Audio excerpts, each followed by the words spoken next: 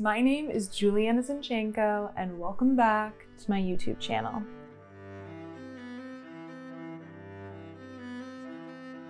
On this channel, you will find a ton of sewing content from sewing tutorials to fashion video essays.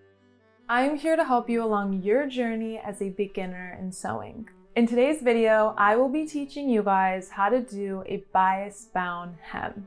You're probably wondering, when would I do a bias-bound hem and when would I do a regular hem? Bias-bound hems are perfect for when you are hemming thicker fabrics. So let's say we're hemming really thick wool pants. When we go to hem the bottom of those wool pants, we're going to have to fold that thick wool fabric once and then one more time so that we tuck that raw edge of the fabric in. And then when you go to sew that, you are sewing through 3 layers of very thick wool fabric. It will end up looking very bulky, which in turn will make your pants look not professional. And also the bias-bound hem looks super nice from the inside. It just ups the quality of your garment. Bias-bound hems are perfect for when you don't want to take too much fabric away from the bottom of your garment. Let's say I'm making a skirt and I draft it up very quickly. I barely have time to even create a pattern, so I go right into cutting my fabric. I check it out on myself and the length is perfect, but I still have to hem it. Depending on the type of hem that I would do on this imaginary skirt, it would probably take away at least half an inch, maybe 3/4 of an inch. But with the bias-bound hem I'm going to show you, it would probably only take away 1/4 of an inch. 3/4 of an inch and 1/4 inch are a very big difference when it comes to a skirt hem. Bias tape is just a strip of fabric that is cut on the bias. The bias is the 45-degree angle to the selvage edge. The reason we cut on the bias is because when you cut at a 45-degree angle with woven fabrics, it actually has some nice stretch to it. The reason we want our fabric to have some nice stretch to it is if we are going over any curves, you can then stretch out your bias tape a little bit as you're going over that curve and it will look nice and flat and professional. You can either buy bias tape at the store or you can make your own with whatever fabric you like. Buying bias tape from the store is of course really nice because it's already made for you, it's already folded and pressed, but there are only so many colors to choose from, and when you make your own bias tape at home, you can pick any fabric you want. All right, class, without further ado, let's get into the bias-bound hem tutorial. But don't forget to subscribe and hit that bell button to know when we have our next sewing lesson. Like, share, comment, and don't forget to follow me on other platforms such as Instagram and TikTok. First, let's go over what we need. We're gonna need fabric. I'm using woven fabric, single fold bias tape, polyester thread, and pins. Go ahead and grab your bias tape. I got mine from the store, and make sure you're using single fold bias tape. The difference between single fold and double fold bias tape is exactly what it sounds like. Double fold is when you fold the sides in and then you fold it one more time. Single fold is taking your bias strip and folding it in at the sides, and that's it. All right, let's get started. What you want to do is open up one of those folds and align that raw edge of the bias tape to the raw edge of your fabric or the bottom of your pants or your skirt or whatever it is that you are hemming. And then make sure you have right sides together. So the right side of the bias tape is going to face the right side of your fabric. Then what you're going to want to do is sew a straight stitch along that fold line. And for my beginners, don't forget to backstitch at the beginning and end of your stitch. I like to use my presser foot as a guide, so I align the raw edge of the fabric with my presser foot, and then I use my machine to move my needle so that it's right in line with where I need to sew. And then I sew my stitch.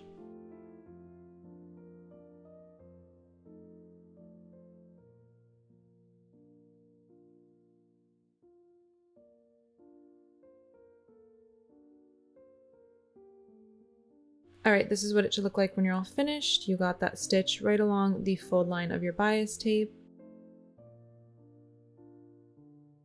Don't forget to clip the loose threads at the end of your stitch, and now what you're going to do is iron it down.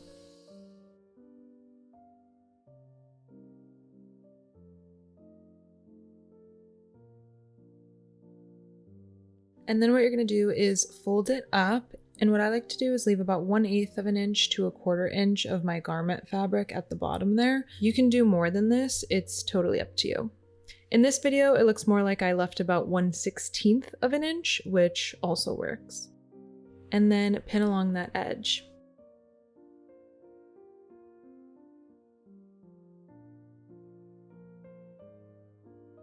Then you're going to sew a straight stitch along the edge of that bias tape there.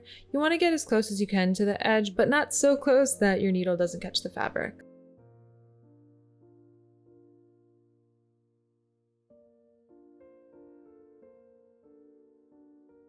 And voila, this is what it should look like when you're all finished. Ignore the wonkiness at the end of my bias tape here. When I did the step where we ironed down the bias tape, it kind of messed up my fold a little bit. And this is what it should look like from the outside. This is what I love about a bias bound hem. It looks exactly like just a regular hem from the outside, but you didn't have to use as much fabric as you would have if you would have done a double fold hem. Lastly, I'm going to iron it down one more time and use a tailor's clapper so that it's nice and flat. What I just taught you guys would be perfect for when you're hemming like the bottom of a jacket or something where the ends don't meet. And now I'm going to show you how to do a bias bound hem for when you're hemming something like the end of a skirt or the end of pants. So let's pretend that these are the bottom of pants that I want to hem. We're doing the exact same thing that we just did. So we're going to align the raw edge of the bias tape with the raw edge of our imaginary pants here. Again, make sure you have right sides together. And then you don't want to start sewing right at the beginning of your bias tape. You want to sew about I do about 2 inches from both ends. So when you get to the end of your stitch, you want to stop sewing about 2 inches away from the end of your bias tape as well. See here how I'm not starting at the beginning of my bias tape. And same thing as before. I'm going to align the raw edge of my fabric with the edge of my presser foot to use it as a guide, and then I'm going to position my needle so that it's in line with that bias strip fold, and then get to sewing.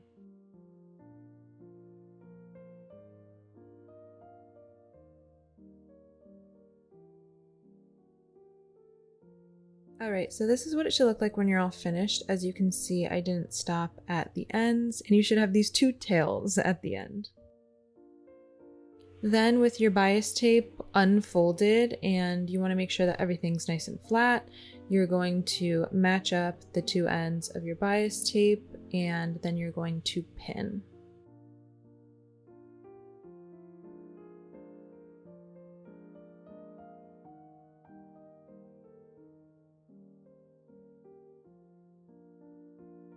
Then you're going to separate your bias tape from your garment fabric, and then you're going to sew where you pinned. You can also use fabric chalk to draw a line as well, if that helps. Then you're going to chop off the excess fabric, and then you're going to iron down that seam.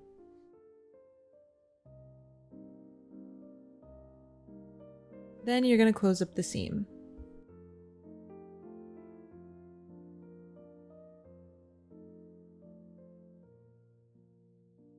And y'all know the drill, you're going to flip it up and then iron it. Also, I just have to say, if these were actually pants, I would have the raw edges of these seams finished.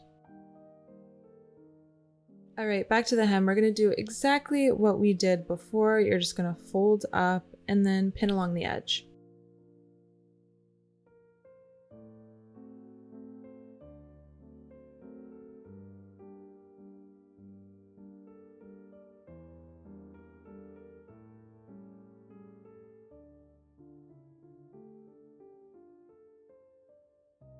And by now, y'all know what to do, so as close as you can to the edge, but not too close.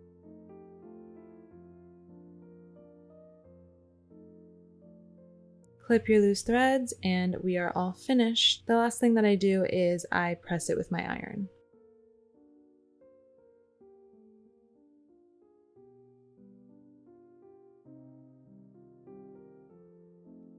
And there we have it, a bias bound hem. That is it for the bias bound hem tutorial. I hope you enjoyed it. If you have any questions, do not hesitate to comment below, or you can DM me on Instagram at Juliana Zinchenko. Class is dismissed. I will see you in our next lesson.